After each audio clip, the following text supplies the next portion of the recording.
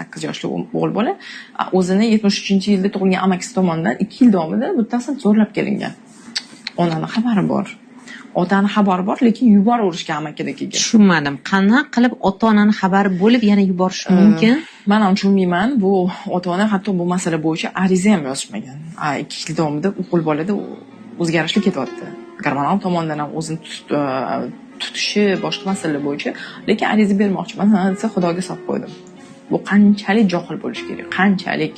Xudoga solib qo'yib 2 yil davomida qo'yib berishganmi? Mayli, Xudo bor. Buni mahalla raisi ham bilgan. Buni o'sha nima bilan gaplashilsa, shu bolani endi orqa teshigiga jinsiy nima qilgan-ku, yaqinlik qilgan, uni yurtib yuborgan. Uni tikkan birinchi ham bilgan. Lekin bunaqa paytda 102 qilinadi avtomatik ravishda.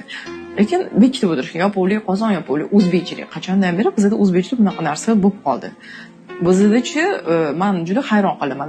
Zulmmi, o'zbekchilik, odamlar nima deydi? Odamlar doimiy ravishda gapiradi. Va doimiy ravishda zo'ravon emas, jabrlanuvchi uyaladi. U jabrlanuvchi.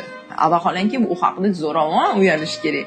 Uni oilasi sharmanda bo'lishdan uyalish kerak. Yo'q, hamma narsani mana shunaqa yopishadiki va oxir-oqibat mana shunaqa katta travmalar bilan nima katta bo'ladi. Xo'p, endi u 2 yil davomida u qanday holatda endi u bola? Men bordim keyin.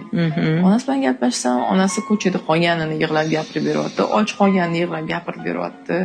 O'sha eri urganlarni yig'lab gapirib beryapti, lekin bolani mana qilganda, mayli Xudo bor, hech narsa bo'lmagandek. Shok. Keyin otasiga aytdingizmi? Sen otasining xabar bor. Nima desa, endi seni o'g'lingni deb ashna qilgan bo'lsa, akam endi jigarim pichoqlashim kerakmi? Men undan ham shok bo'lib qoldim.